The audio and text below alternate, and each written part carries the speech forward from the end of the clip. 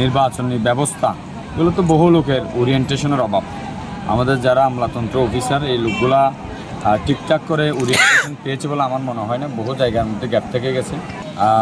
Vote দিলাম, প্রথমবারের মতো ভোট, অনুভূতি ভালো।